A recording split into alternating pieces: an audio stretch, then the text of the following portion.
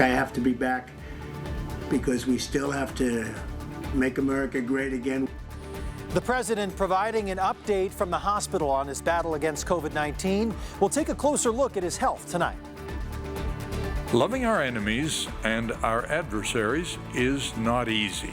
And as Latter-day Saints continue to attend General Conference from a distance, one church leader addresses some hot topics happening in our culture right now. Nobody offered to put me up in a motel. Nobody's taking responsibility for this. Several homeowners in Logan have a mess to clean up. We'll explain how it all happened. And our weather's been anything but messy around here. Sunny, warm, of course, a bit hazy out there as we are halfway through the first weekend of October. Forecast coming up. Live from Utah's news leader, Fox 13 News at 9 starts right now. First on Fox 13, President Donald Trump has a message from the hospital tonight. He'll be back soon. And as the president receives treatment for COVID-19, there are more questions about his diagnosis. Emily Schmidt has more from the Walter Reed National Military Medical Center. President Trump may be in Walter Reed Hospital, but he is still very much on Twitter. He tweeted out a couple of text messages earlier in the day and then a video message late on Saturday afternoon where he expressed thanks for all of the support he's received and optimism about getting better. It's also, though, just one of a number of mixed messages received about his health throughout the day. I just want to tell you that I'm starting to feel good. More questions than answers. President Trump's doctor addressing Trump's condition for the first time since his COVID diagnosis. The first week of COVID, and in particular days 7 to 10, are the most critical in determining the likely course of this illness. At this time, the team and I are extremely happy with the progress the president has made. Dr. Sean Conley says the president is fever-free and not having difficulty breathing, but didn't say when he contracted the virus. This is raising questions about the timeline of the illness. I came here, wasn't feeling so well. I feel much better now. We're working hard to get me all the way back. I have to be back. Dr. Conley did confirm President Trump was treated with the therapeutic remdesivir and received a dose of Regeneron, an experimental antibody cocktail. If you look at the therapeutics, which I'm taking right now, some of them, and others are coming out soon that are looking like, frankly, they're miracles. If you want to know the truth, they're miracles. Meanwhile, more cases in the president's inner circle are emerging, including former New Jersey Governor Chris Christie, who helped Trump with Tuesday's debate. And Senator Ron Johnson is now the third Republican lawmaker to test positive for COVID-19. We're going to beat this coronavirus, or whatever you want to call it, and we're going to beat it soundly. One other note about Chris Christie, he says that he checked himself into a New Jersey hospital on Saturday as a precautionary measure to try to stay ahead of the COVID virus. When you think that just a few days ago, he and President Trump were in the White House together preparing for the first presidential debate. Now they are both in separate hospitals fighting to recover from this virus. Reporting in Bethesda, Maryland, I'm Emily Schmidt. Now back to you. The University of Utah says the vice presidential debate will happen despite rising COVID-19 numbers and an outbreak among the president's staff and several people in Congress. And tonight, Democratic vice presidential candidate Kamala Harris is in Utah preparing for the debate. Now, earlier today, she made a stop in Salt Lake City to take in some of Utah's history. Fox 13's Diego Romo takes us along on her visit. She wanted to feel and see the spot where it was and what had happened. And she really came out to learn more about the community and the state and the faith. The park celebrates the Latter-day Saints' arrival in the Salt Lake Valley in 1847 and is named after the famous words said by Brigham Young upon entering the valley. She was very interested in learning the history of the great state of Utah. Howell walked Senator Kamala Harris around the park and shared the significance of the various memorials to the early pioneers. She was really touched about the spirit of the women who came across and that their drive to never give up. Senator Harris related the pioneers' journey into Utah to the general spirit of America and the ideals her campaign is pushing for today. They were essentially immigrants. They were fleeing persecution. They were fighting for religious freedom. She said just like the pioneers, modern Americans have to fight for what they believe in. Let's do the work that is necessary to continue to fight for our ideals and our values, and in this case, what they fought for so many years ago. According to her campaign team, Harris will remain in Utah for the next few days as she prepares for the upcoming vice presidential debate on Wednesday. This is a hardworking Berkeley grad. I'll bet you she does 6 to 8 to 10 hours a day of debate prep. The University of Utah is taking extra precaution and will space the candidates at least 12 feet apart at the debate. Both Harris and Pence have tested negative for the virus in the last couple of days. In Salt Lake City, Diego Romo, Fox 13 News, Utah. Meantime, there was a motor rally held for President Donald Trump and his second presidential campaign today. Rally goers met in South Salt Lake, holding a moment of silence and prayer for the president's battle with COVID-19 before parading across the Salt Lake Valley. They say it was in an effort to share the politically conservative voices they believe have been shut out in recent years. We don't want to be silent anymore, and we think it's important to share our opinion and make sure that our opinion is known. Exactly. Silent majority, no more. The group says they will be holding another rally in the Salt Lake Valley on November 1st. In other local news, several noteworthy moments today from the 190th Semi-Annual General Conference for the Church of Jesus Christ of Latter-day Saints. The conference was once again broadcast worldwide from an empty auditorium on Temple Square. For many, the most noteworthy talk of the day was President Dallin H. Oaks. He pleaded for members to root out racism around the world, commented on violent protests taking place in our country, and addressed what he called the most contentious presidential election he's ever seen. This does not mean that we agree with all that is done with the force of law. It means that we obey the current law and use peaceful means to change it. It also means that we peacefully accept the results of elections. We will not participate in the violence threatened by those disappointed with the outcome.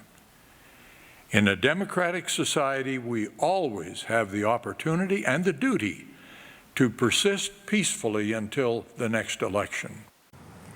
Now, also of note, it was announced that Elder Garrett W. Gong of the Quorum of the 12 Apostles was potentially exposed to COVID-19 before this conference, so he was not in attendance and his address was pre-recorded. He was missing for several days after police say he was kidnapped by his biological mother. But tonight, some wonderful news. A local boy is back home in Utah with his father. Unified Police say Teron Butler was taken by his mother, Emily Jolly, last weekend during what was supposed to be a supervised visit in Mill Creek. That one triggered an Amber Alert, but Thursday, authorities found Teron safe in Coos Bay, Oregon. Emily was taken into custody. This weekend, Teron's father, Timothy, flew to North Bend to be reunited with him. He says he's thankful for what detectives did to find his son. We're just grateful that they sacrificed their time with their loved ones and families to help reunite ours, and they just worked around the clock. You know, this was over 5 days. You don't really stop to worry about yourself very much. You just worry about if your buddy is safe, your family is what's most important. Emily Jolly, along with her friend Bonnie Jackson, are facing federal kidnapping charges for crossing state lines in this crime. Unified Police say the two recognize themselves as sovereign citizens that are a part of a far-right extremist group that doesn't recognize any form of government. New at 9, dozens of homes in Logan are flooded with sewage after a water main break. Fox 13's Spencer Joseph joining us live in the newsroom tonight with what residents are going through. Spencer. Brian, Kirsten, so here's how this happened. A water main break overflowed onto the street in points, pushing the asphalt up about that high. Now, all of that flowed into all the homes on the street, up through their basements, their toilets, and their drains. Now, we took a look inside one of those homes, and even after some professional cleanup, it was not a pretty sight. You know, my family grew up here. My dad taught in the school here. We're good tax-paying citizens, and when you really need the city to kick in for you, they don't. All across Chris Nelson Street, there are sounds of crews cleaning up and dryers trying to air out homes. About 11:30, I came out of the house and noticed a big river going down my street. This was the video Nelson recorded Friday morning, a river of water and sewage flowing straight into all the homes. It's all the way down the street. You can have a look at what's going on. Nelson took us around to see the damage in her very own home. It just comes out of all the drains in the basement floor, your toilets, your bathtubs, everything. This is the sewage mud. And what this did is it came up through here. See, it's still really wet. She's one of the 13 homes that is being cleaned up on the street by the private company ARS. They haven't been able to clean everything up yet. I thought they were going to remove everything, but they didn't.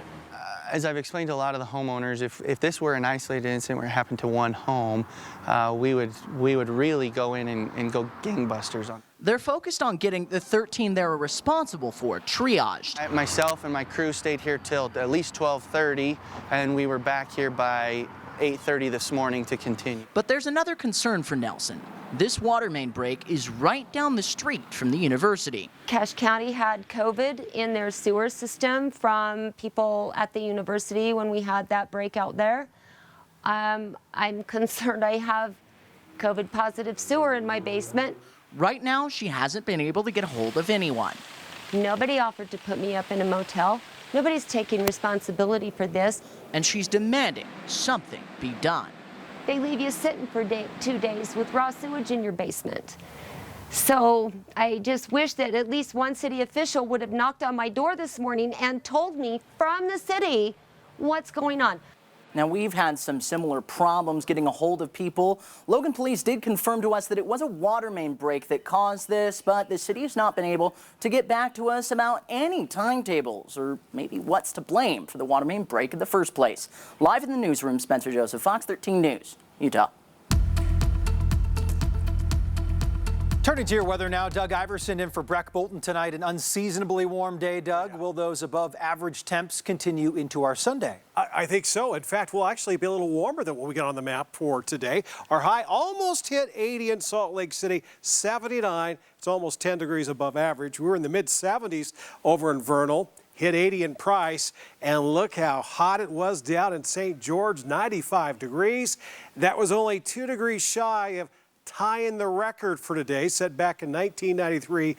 We had a high in St. George of 97 degrees, so almost as hot as that. Pretty toasty when you start nearing records in the first weekend of October. Right now, we've cooled off in St. George, temperature at 79 degrees. It's a good 20 degrees cooler up the road in Cedar City. It's amazing how much of a difference, just a few miles away, relatively speaking, the temperature drops. And then back in the Wasatch Front, we're still in the 60s. Salt Lake City currently at 66 and 55 right now in Logan.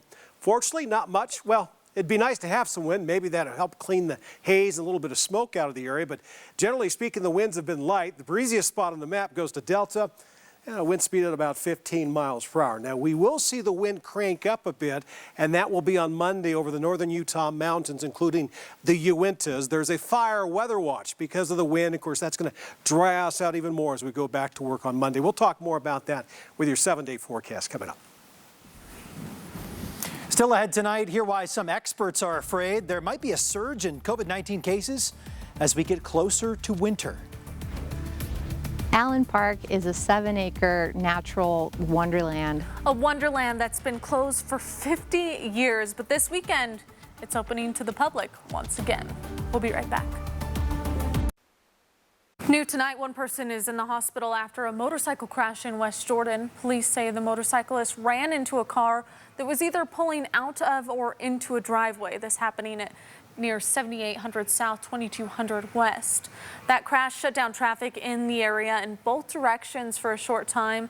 And police say the motorcyclist suffered some serious injuries, but is expected to recover. And there was a scary crash that shut down part of I-215 today. This fuel tanker rolled on the Redwood Road westbound I-215 on-ramp. That rollover caused that area to be shut down while crews worked to drain the fuel in the tanker before they could even move it.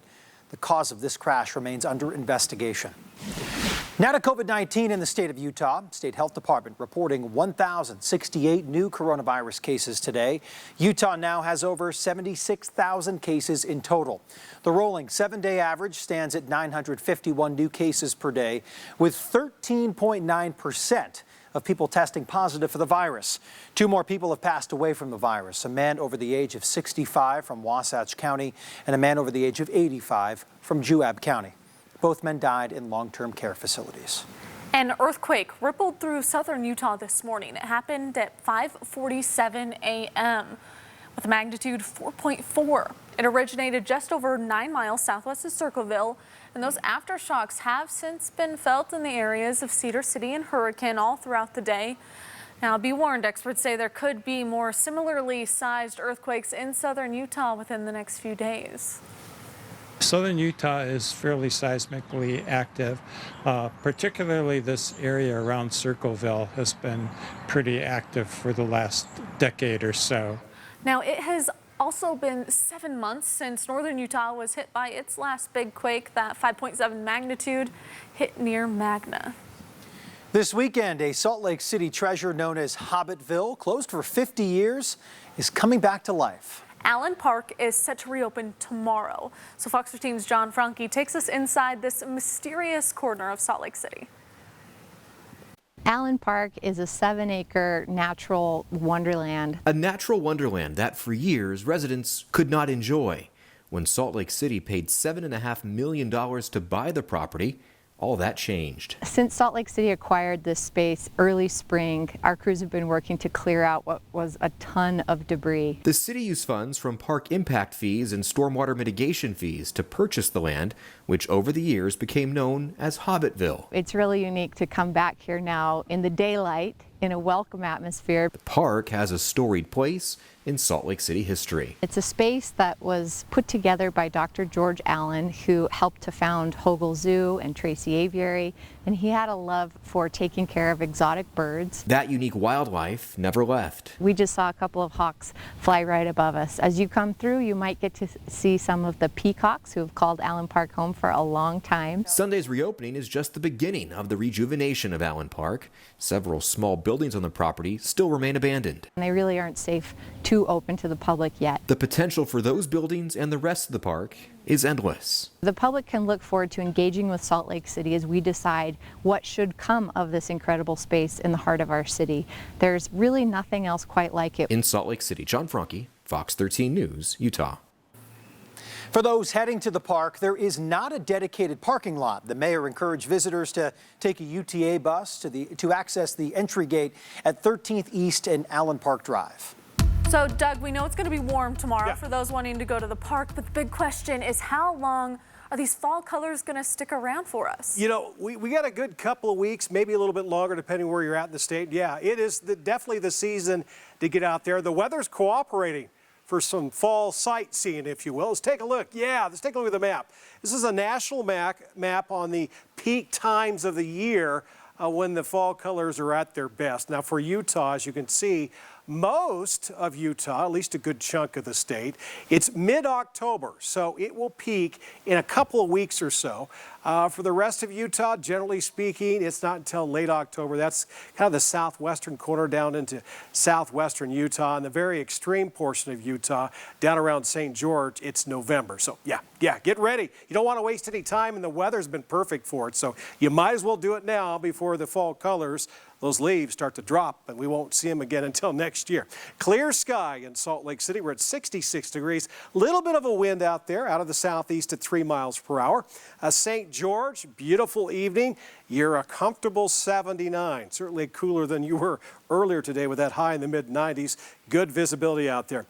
Clear sky, relatively speaking. Of course, we got the haze over in northern Utah, and that haze is generally as far south as south central Utah, and it's affected our air quality. Looking at moderate air quality over northern Utah for the next several days. A little bit of smoke from that system, very weak system we had yesterday that brought some clouds from the northwest, and now we're going to get some smoke from the west as this area of high pressure. Look how clear it is. Yeah, it's so dry out there, not even any clouds on the satellite map. This high pressure system pushes a little closer over Utah, and that means temperatures will bump up a few degrees over here in the next couple of days.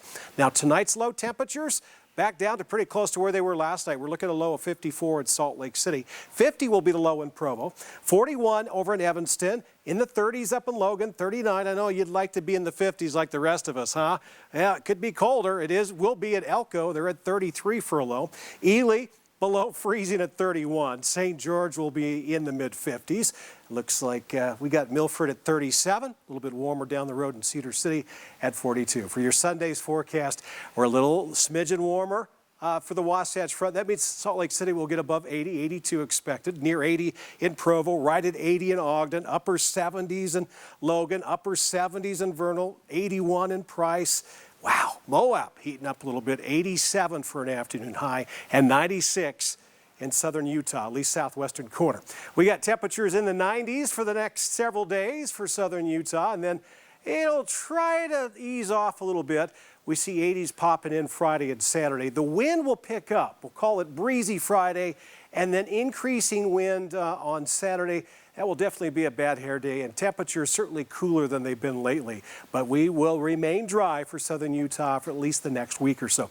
Northern Utah, look at all those 80s. Yeah, sunshine galore, and that sunshine galore will be mixed in with the haze, of course. Unfortunately, we can't have one without the other this time of year. Then Thursday, we'll say mostly sunny, 84. That'll be the hottest or warmest day coming up. Kind of hot, I guess. Friday, some clouds, bigger clouds. We'll call it partly sunny. And then the wind picks up on Saturday. So next weekend, a little bit different to start off. And we may see some rain as early as Sunday, and definitely a lot cooler. So changes are on the way. All right, Doug, thank you. Still to come, we're going to show you how a local hair salon is fighting a serious issue in our world today, one haircut at a time. And remember, when you can't watch Fox 13 News Live, you can always watch us streaming online for free on Roku, Fire TV, and Apple TV. Get all of your news and weather and other features. Just search KSTU on your device and install it today. We'll be right back. Welcome back. The boutique salon in Draper gave all their proceeds today to the Cut Trafficking fundraiser.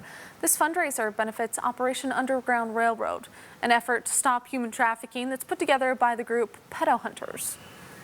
We understand that we're probably not going to fully eradicate human trafficking, but we want to do whatever we can as individuals to help deter and disrupt and dismantle the industry as best as we can. We know that if the demand decreases, then so does the consumerism.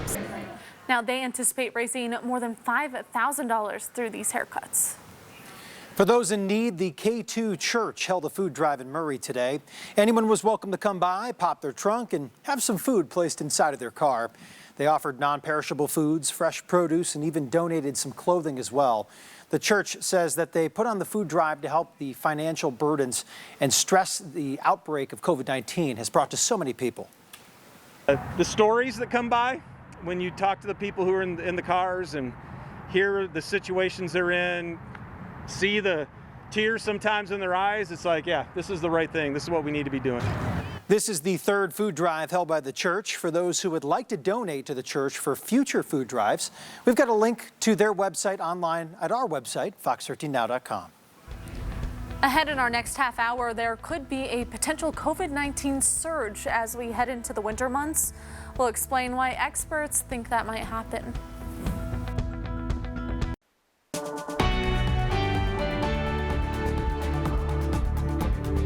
Time for your national news now. An alarming trend, state after state reporting more cases of COVID-19. But as Britt Conway reports, things could get even worse if projections hold true. Health experts are worried. Wear the mask, wash your hands, stay away from others. In 1 week, half of the country has reported a rise in COVID-19 cases. And the big worry now is winter. Dr. Chris Murray with the Institute for Health Metrics and Evaluation says there are a couple of reasons for that. First, as case counts have come down in some states, people are being less careful. Second, people will be inside together more often. And third, well, that's something Dr. Anthony Fauci got into on a recent webinar. We'll have that dreaded overlap of two respiratory-borne diseases, namely influenza and COVID-19. All the more reason experts are doubling down on all of the COVID prevention measures we already know about. The more we work together and follow those important safety protocols. Wear a mask, watch your distance, wash your hands. Follow the recommendations from public health because you don't know where it's coming from. A recent projection showed if 95% of Americans wore masks in public, about 100,000 lives could be saved by January 1st. As a strategy, that may be our best strategy right now in the U.S. to have a mask mandate. Because experts say face masks are still the most powerful tool against the virus until there's a vaccine. This is real. It's out there. We have strategies to be able to prevent it. Please, everyone, take these strategies seriously. I'm Britt Conway reporting.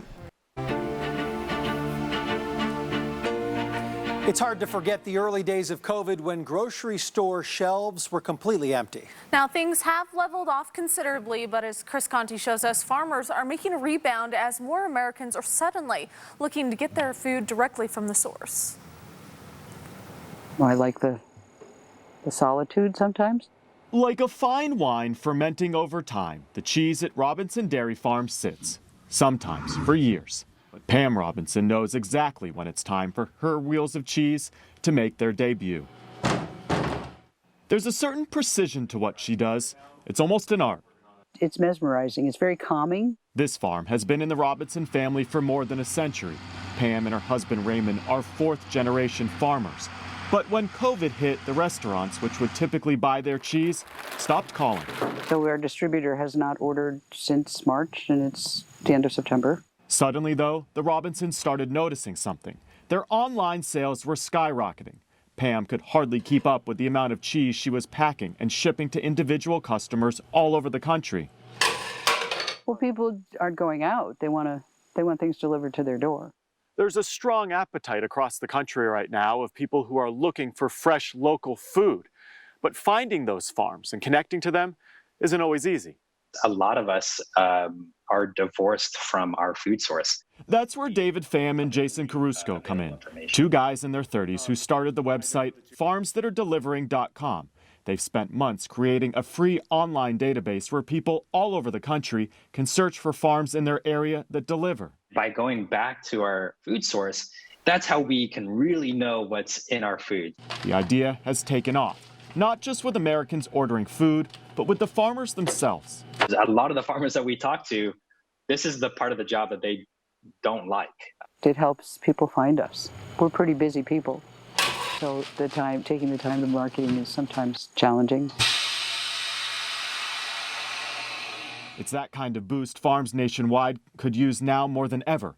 In a recent survey, 73% of farmers said COVID-19 affected their operations in some way.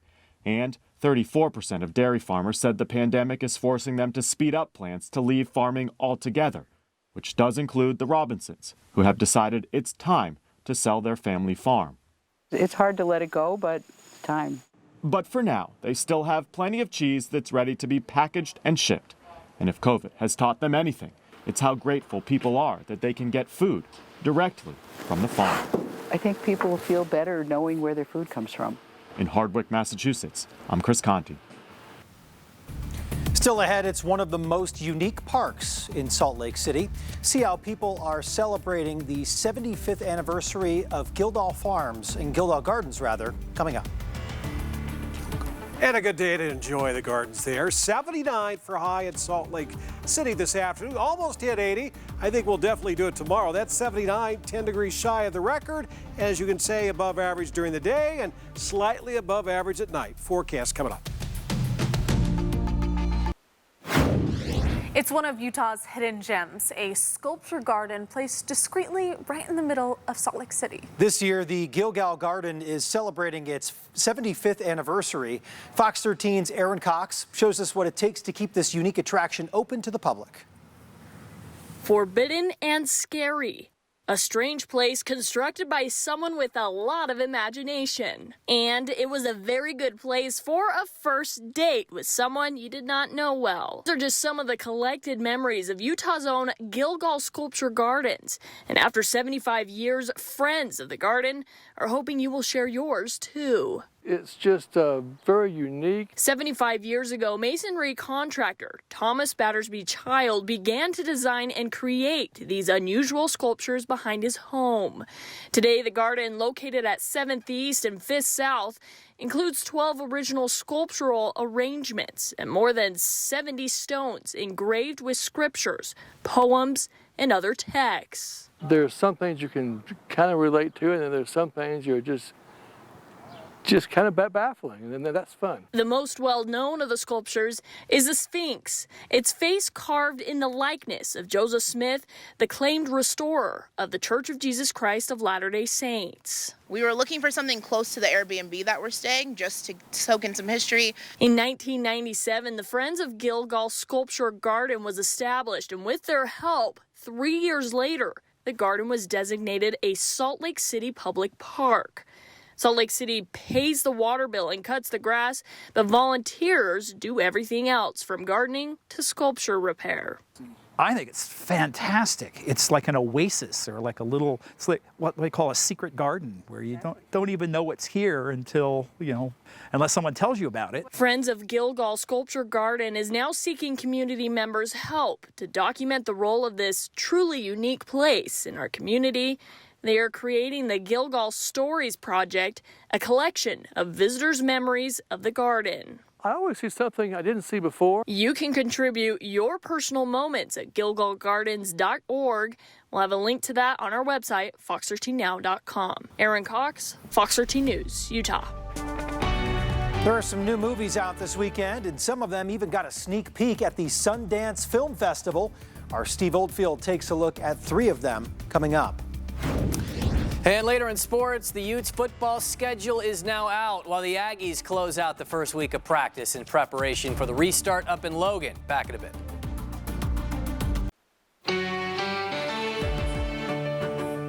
Now playing this weekend, 2 indie films that got their start at Sundance back in January. And an A-list thriller that's getting an F from most critics, including our Steve Oldfield.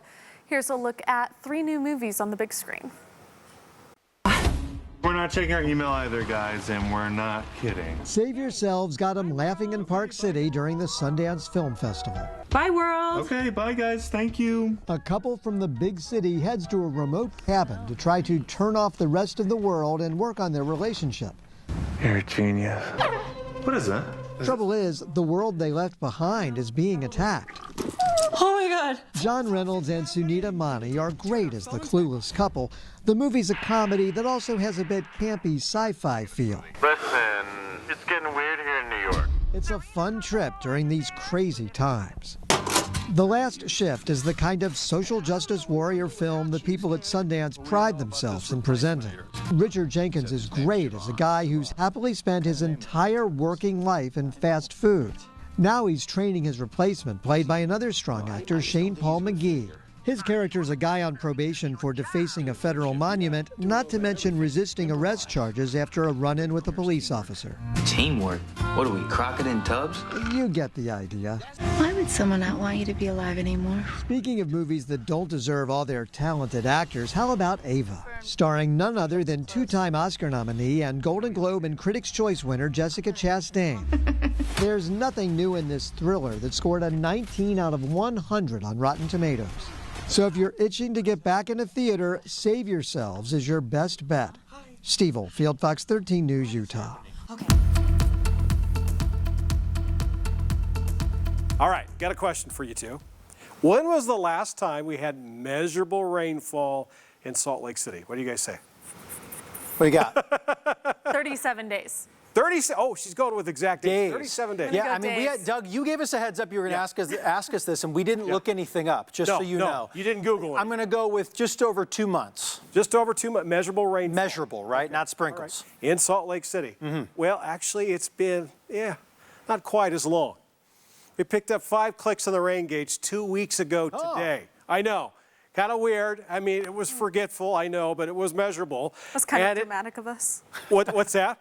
I said that was kind of dramatic of us. Yes, we went a long time away. 37 days and 2 months. I mean, it seems like it. I mean, the whole month, we didn't even get 0.2 of an inch. And that is a typical September. We get well over an inch. So, yeah. So, basically, we had, what, 16% of our average rainfall for the month of September. So, no wonder that 0.05 that we got 2 weeks ago. Couldn't really remember it because it's been so dry. And then a year ago, September of last year, wow, 1.5 inches, actually wetter than average from one year to the next. Why so dry? Huge area of high pressure. That's been the main weather theme, seems like, for the last several months. Of course, certainly last month, and looks like it's starting that way this month. But that high pressure system will start to break down towards the end of the week. That's a low pressure, and then by Sunday, maybe enough moisture will move across northern Utah. We could get our first measurable rain of October Sunday. Definitely cooler, so we're not going to stay at least this warm for too much longer. Get out there and enjoy those fall colors, yeah, while we have the good weather for it. 66 right now in Salt Lake City. Down the road, we're 104 for high in Phoenix tomorrow. Almost 100 in Las Vegas, even Los Angeles. 90 degrees, and that's a little bit toasty for those folks for this time of year. We'll hit 82 up in Boise, Billings tomorrow, 82 near 80 in Casper, Wyoming. Closer to home, 82 in Delta, 82 expected in Fillmore. Ely, you'll be in the lower 80s, and Elko, you'll be in the mid 80s. Wendover, right on the border, right at 80 degrees. Southern Utah, 90 in Kanab. Mid-90s again in St. George, mid-80s for high in Cedar City.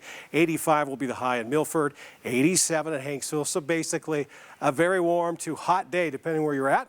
Looks like the cool spot for southern Utah will be Blanding at 79 degrees. Northeastern Utah, Blanding, you're in good company. Vernal's going to join you there at 79 as well. 82 in Duchesne, Price at 80. 80 for high in Nephi. Moab will be in the mid-80s, and Green River topping out at 86 for the Wasatch Front and Back.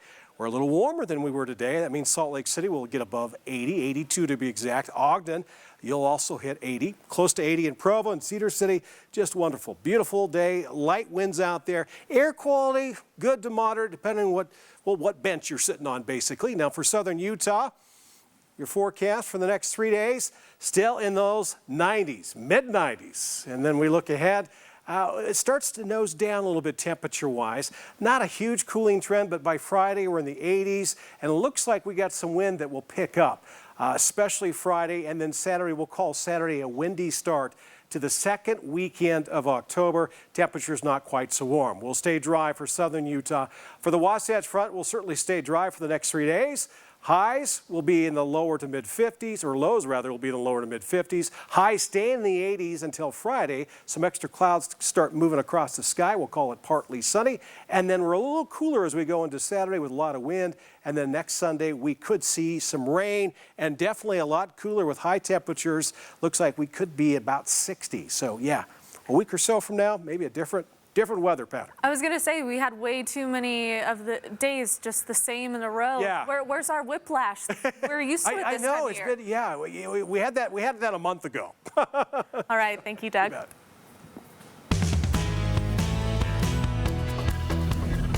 The Pac-12 schedule is out. Utah will host Arizona on November 7th to start. They'll also entertain USC and a crossover opponent in Oregon State on December 5th in what will be the program's first December home game since 1963. The Utes are on the road for UCLA, Arizona State, and then Colorado. As for the Aggies, they begin a bit sooner. Utah State wrapping up its first week of practice today, including a scrimmage in Logan, giving Gary Anderson's bunch and even 3 weeks to prep for Boise State.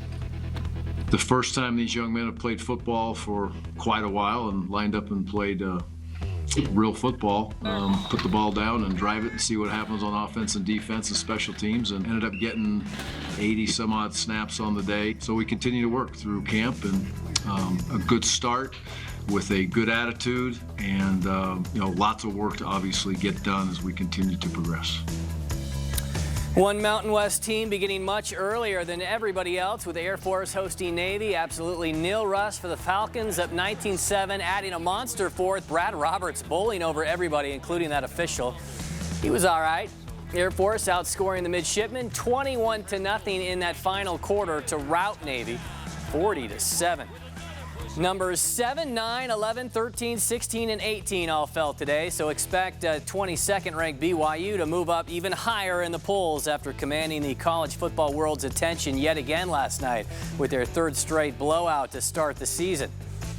The Cougars drawn Texas San Antonio next. The 3-0 Roadrunners on the road at Alabama Birmingham today, where the Blazers eked out a 21-13 win, UTSA's first loss of the season. They'll be at LaVell Edwards Stadium 1 week from today. The biggest NFL game of the week is being pushed back a few days after Patriots quarterback Cam Newton came down with COVID-19. Other players from both the Patriots and the Chiefs also testing positive, forcing the NFL to move the game to Monday or Tuesday instead. Brian Hoyer will most likely take Newton's spot under center. The final leg of the Triple Crown, Derby winner Authentic with the momentum coming in, and the Thoroughbred nearly did it again today, only to get beat out by the Philly Swiss Skydiver by a nose hair at Pimlico. 18 days ago, RSL blanked LAFC 3-0 at the Riot, and though they're only 1-2-1 since, the Claret and Cobalt will open up Phase 3 tomorrow against FC, this time for a rare Sunday night game in Sandy, a game involving two teams that need to keep winning to stay in that playoff conversation.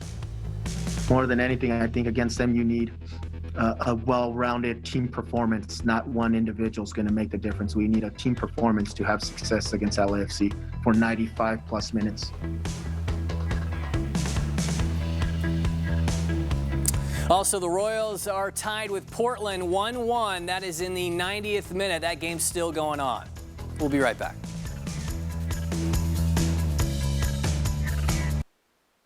Finally on Fox 13, a student artist in London took his mission to the streets, literally. Okay, so what you're seeing here is he made an artistic statement using 31 tons of carrots, just dumping them in the middle of the road.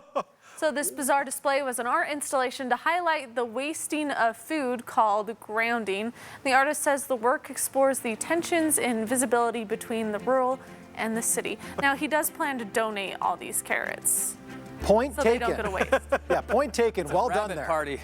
Thanks for watching Fox 13 News at 9. Quick cast coming up next.